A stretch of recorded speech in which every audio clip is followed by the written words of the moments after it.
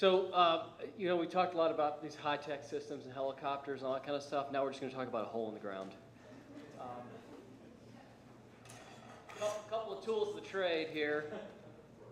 This is a spade that actually has the Lead No Trace logo on here, which is pretty handy. This is another one you've probably seen. These break fairly easily. This is a heavy one that the ultralight backpacking crowd wants nothing to do with, and this is one made by a Japanese company, Montbell, that's titanium. If you're really into digging holes in quick, light fashion, this is the way to go. So what I want to cover today is a little bit about the history of the cat hole, the practice itself, the research that does exist, its current use, and potential future application. So there, at least in our mind at Leave No Trace, there's 4 objectives to disposal of human waste. So we're trying to minimize the chances of water pollution. We want to minimize the spread of disease. We want to minimize any aesthetic impacts associated with human waste. If it's brown and warm and yours, I don't want anything to do with it. And we want to maximize the rate of decomposition. So how many people have dug a cat hole? Just a quick show of hands. So excellent. A lot of advanced cat holers in here. So the cat hole, it's long been accepted as one of the standard ways to dispose of human waste in wilderness, in backcountry, and other outdoor settings. It essentially consists of digging a 6 to 8 inch deep hole that we suggest is a minimum of 200 feet from any water source, camp, or trails. 200 feet in some environments may be too far, in other environments it may not be far enough. My personal feeling on it is, I've been with Leave No Trace for almost 10 years. We're lucky if people go 100 feet from camp, trails, or water sources to dig these holes. So I feel like setting the bar a little higher is actually quite appropriate for this practice. It's currently recommended by us at Leave No Trace. It's in all of our literature. It's also recommended by most U.S. federal, state, and local land management agencies. So here's a little schematic of a properly dug cat hole. They don't often look quite as nice and cookie cutter as this, but that's the goal there. Most of these trowels I just showed you are 6 inches, have 6-inch blades, so that makes measuring that hole pretty easy. A couple things before I jump into the history. Let me just back up. So a few things about the cat hole. When we talk about waste disposal at Leave No Trace, and we estimate conservatively that we reach about 10 million people a year with Leave No Trace information. We talk about a spectrum. On one end, you've got flush toilets, and you've got facilities, and you've got outhouses and privies and those sorts of things. And on the other end of the spectrum, you've got people actually packing out their human waste. And the cat hole fits somewhere in the middle of that spectrum. And so our goal as an educational entity that teaches outdoor ethics is try to get everyone somewhere on that spectrum, doing something with their human waste, as opposed to just surface disposal, the nearest tree, under a rock, some other disposal method that may be undesirable. So as far as the cat hole is concerned, there's a few steps to the cat hole. So one is choose a site, and this goes back to the first principle of Leave No Trace, which is plan ahead and prepare. A lot of people say, I just had to go, I couldn't dig a hole. Well, hopefully you could at least dig a hole right next to where you went and use a stick and scoop it into the hole. So there's ways around that. So you dig the hole, make your deposit. We recommend that people pack out their toilet paper. We also say that if you just can't fathom the thought of packing out used toilet paper, that you bury it deeply in the hole. We never recommend burning toilet paper, because toilet paper that's got feces on it, generally speaking, doesn't burn very well on site. It's also been the cause of wildfire, and there's just other associated problems with that. Once you've made the deposit, ideally you'd stir in a little organic matter, soil, make a little poop soup. Take a stick and stir that up. Fill in the hole, disguise the hole, and then obviously personal hygiene is a good thing to follow up with, cleaning your hands in some way, shape, or form, soap or a hand sanitizer of some kind. And so the cat hole, again, is recommended for areas with no other existing facilities for disposing of human waste. The one place where we wouldn't recommend a cat hole is if there are pack-out regulations or requirements. If the managing agency requires packing out, then obviously that's the default. So the history of the cat hole, based on the research that I've done, and I've been talking about poop for a long time, it seems like, a decade or so. It seems like the earliest references to the cat hole were in the 1970s, really after the passage of the 1964 Wilderness Act, when land managers realized that there was a need to give recreationists some direction on what to do with human waste. The other option was surface disposal or use of a facility. As visitor use increased to the predominantly federally designated wilderness areas under the lands managed under the National Wilderness Preservation System, Again, land managers needed a way to tell folks something to do with human waste. This is a problem it's a cumulative impact. It's not just the one time somebody poops and it ends up in a water source. It's that occurring hundreds, thousands, or even perhaps millions of times over. And so this was sort of the guidance of, kind of a out of sight, out of mind. Let's put it in the ground and be done with it. So as far as the research piece is concerned, quite frankly, there is very little research on the effectiveness of cat holes as far as destruction of pathogens. When I say very little, there's 2 studies. These are the 2 that have really looked at the rate of the pathogen decline over time. And that existing research at this point is 30 years old. So this is one of the studies. This was Temple and others were involved in this. This was actually, you see the date, October of 1980. This was another Temple study. This came out in 1982. And really they looked at burial of feces in shallow holes. They looked at different sites with different soil types, different elevations, different aspect slopes.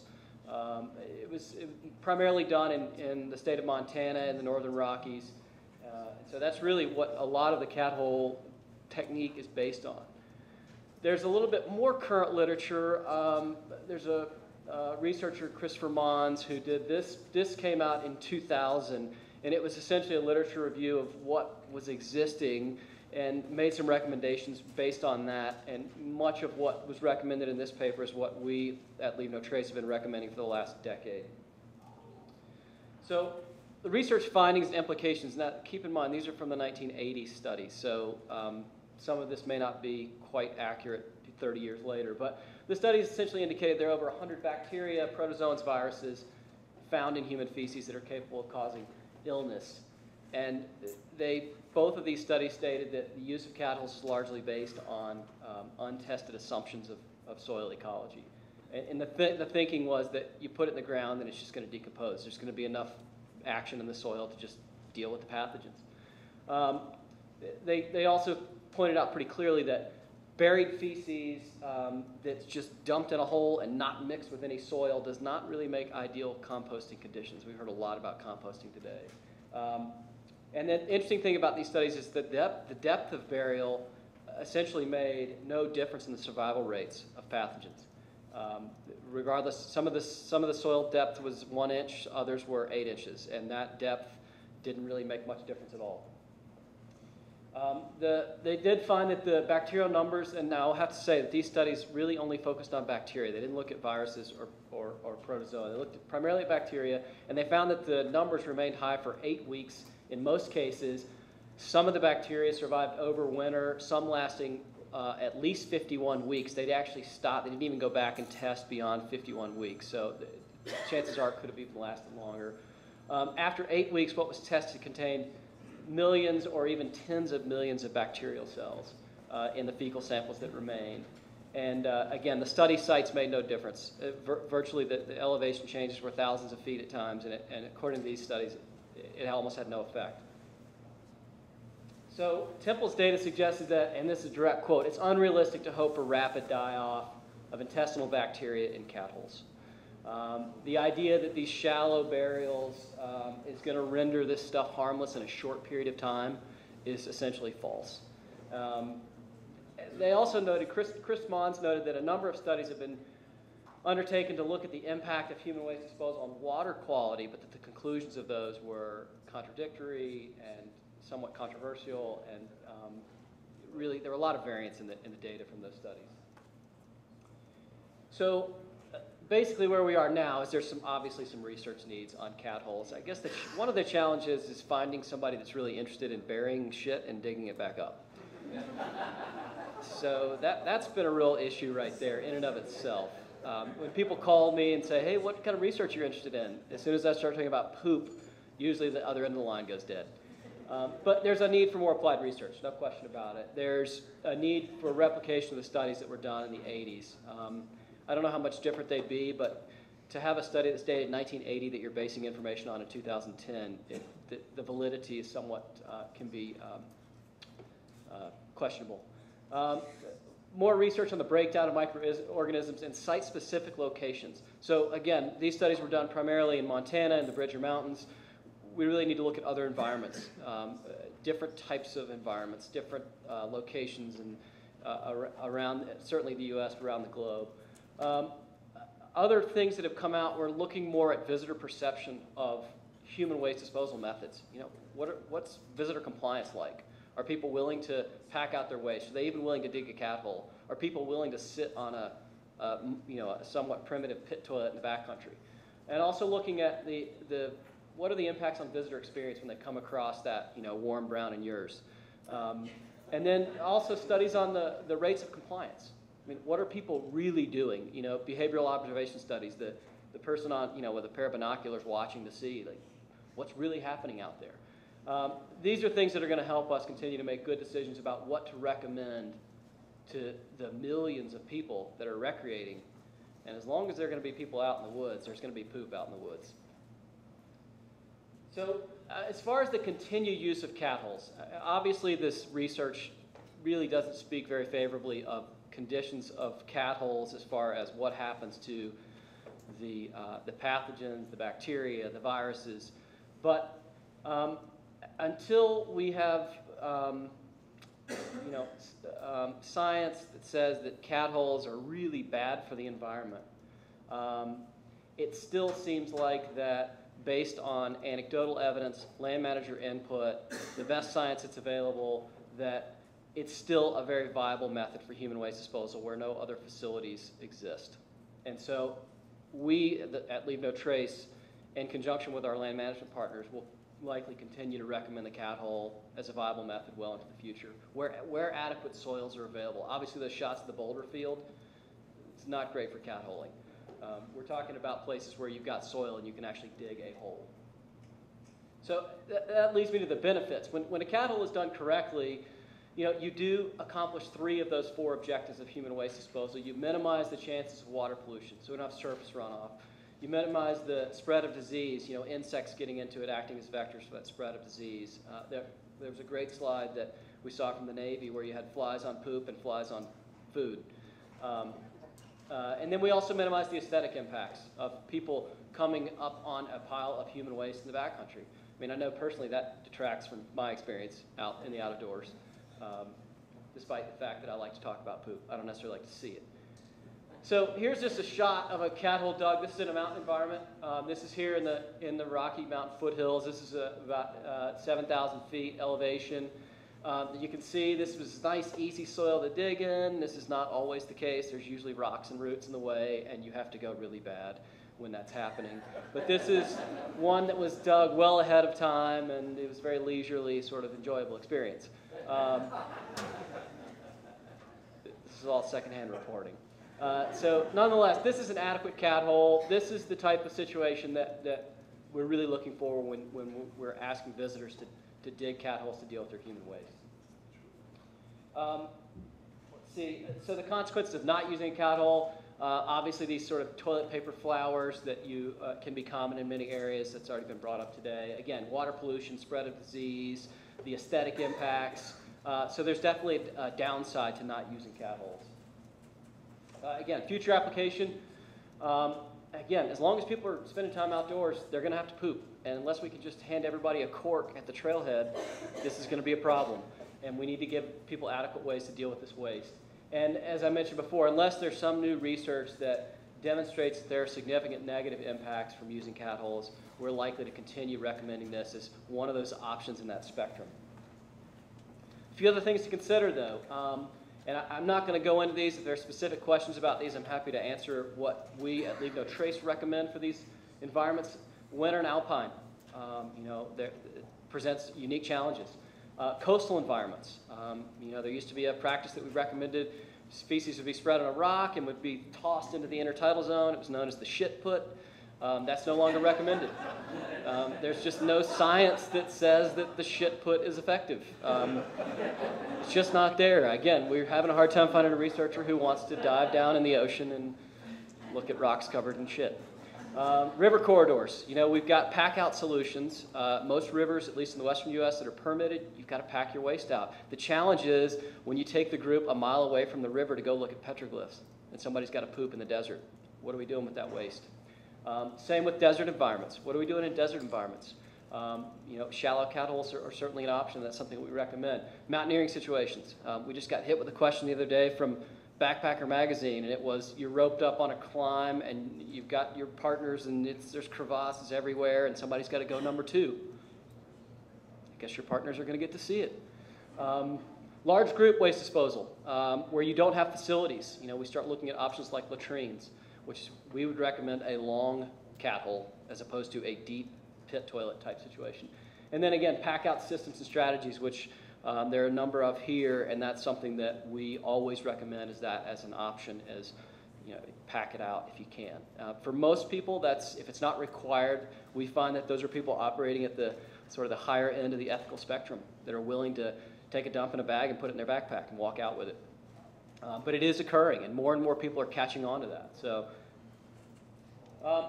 in conclusion, you know, use of cat holes, and this goes back to the research, it's not necessarily going to eliminate all those problems associated with human waste, but it's going to go a long way towards protecting water sources, minimizing the spread of disease, and reducing the aesthetic impacts. And then the big key thing is educating visitors in proper sanitation practices. I mean, that is just paramount, because we've got to address the health concerns associated with human waste, which we've obviously heard a lot about. So I'll leave you with this one final slide of a cat hole.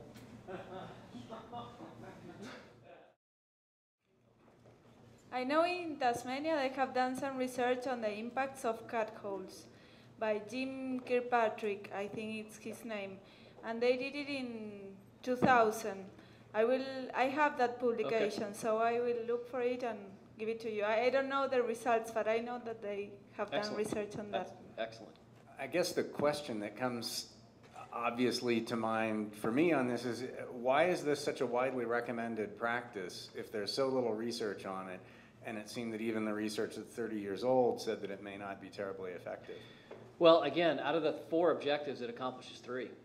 And so if we can minimize aesthetic impact, spread of disease, and water pollution, to me, that's better than surface deposition, which would allow all 3 of those things to potentially occur. So by the sheer fact that we're not getting great pathogen breakdown in the ground, from my perspective, that still outweighs polluting water sources, spreading disease, and finding people's deposits. Particularly if people follow the guidelines and they do go 200 feet from a water source. Just like you said, for anecdotal evidence in Yosemite, we have a lot of anecdotal evidence of the success of cat holes. One is the water quality. A lot of people have no problems drinking straight from the creeks, straight from the lakes, and mostly the recommended disposal is cat holes. But one thing that you did mention that I'm curious about is there's the surface deposition and the depth. A lot of people recommend in the mountain environment, alpine environment, either surface or like just scattering a little bit of decomposed granite or other soil on there. Do you have any research or any suggestions that we can pass on to climbers or other high altitude users about the right way to do it? Interestingly enough, the next presentation is just about that very topic. All right, great. But I will say this, prior to that presentation, while smearing can be effective and surface deposition can be effective with enough sunlight and heat, we don't recommend that at Leave No Trace because of the issues of people doing it right. The thought of having to do your business, turn around and spread it to a thin veneer is more than most people can handle to do it right. Can't you make the back of the trowel? It's right. You would just, it's like kind of like frosting a cake. It's really what you're doing. But there's really user compliance. It's very low with that. So. In these days, at least in the world of Forest Service and wilderness budgets declining and such, and you said one of the biggest aspects of this is education. What kind of, and that's a lot of what Leave No Trace is all about, obviously. What kind of creative things are you guys looking at, or what kind of research have you done to promote, you know, being able to educate folks, and what are your recommendations there? Are you speaking specifically of what can the agencies do, or what are we? I mean, well, either way. What I guess more from an agency perspective, what can I do as a wilderness manager to, short of having, you know, someone out there, which declining budgets make that harder and harder to educate people on how to dig a cat hole effectively. Yeah, I mean, that's the real challenge, because you know, when we look at the research about how people learn techniques and things, trailhead kiosks are almost at the bottom. It's personal contact, and so we are trying to fill that void in many ways, where there's not as many rangers on the ground as there used to be. You know, more and more people are coming to us to learn these techniques. So it's social media, it's online, it's printed materials, it's working with our 400 partners. You know, we've got 25,000 members, volunteers, and educators around the country. So it's a critical mass thing. I mean, obviously we have a long way to go. I mean, if there's 300 million visitors to the Park Service every year, and we're only reaching 10 million people a year, you know, I mean, it's job security for me, but we still have a long way to go. So I don't think there's a silver bullet for that. I mean, it's just a matter of continuing to provide the best information that we can for the public, and making them aware that there are ways to deal with human waste, and trying to make that as palatable for folks as possible. And really being direct about it. That's the big thing, is a lot of people don't want to talk about poop. Obviously no one in this room, but there's a lot of people that just don't want to hear about it. So being direct about it, being upfront, providing tools. Now you see trowels at REI, you see rest stops, Biffies, go anywhere bags. You see those tools available. So I think we're just bringing it more to the forefront, that it's an issue for folks. Yeah, Ben, just to tag on that a little bit about the education side of things, similar to what we were saying even with composting, is as managers, there's things you can do to sort of meet the visitor kind of halfway on some of these issues. So whether it's literature, explanations and all, but also just the description of the process, you know, because some people haven't done it at all, and you touched on that some. And we offer the Leave No Trace Master Educated courses through the L&T Center, and I've asked people who haven't done it before, like, you know, what is the stigma like? You know, why is there so much anxiety around this? And say, well, it's unfamiliar for one. And some people actually, unlike our person on the screen, are actually uncomfortable with the squatting, what people are saying. So, you know, we describe, you know, ways to do that so they can support themselves and all this. And there are actually some folding camp toilets. They're pretty light. There's a toilet seat with just folding legs on it. And we brought those out in the courses. That's gone a long way. Same process. They're digging a hole. It's a 6-inch hole. But now they have something to sit on over the hole. Right. And it helps them a lot. And things like taking off their shorts or pants instead of trying to, you know, do it with those on. We call them, it's like having, it's like having leg shackles on, you know, so nobody sees you, right. Take them off. You know, it's a lot easier without it. So there's little things you can do to encourage people and take some of that anxiety off. Yeah, on all the courses that we run, we actually demonstrate digging the hole. You would think most people get just sort of how to dig a hole, but we show them how to dig a hole and actually show them how to squat. And they always say, well, how big around does the hole have to be? And I say, well, it depends on your aim. But yeah, I mean, the education piece is critical. That's one of the critical pieces.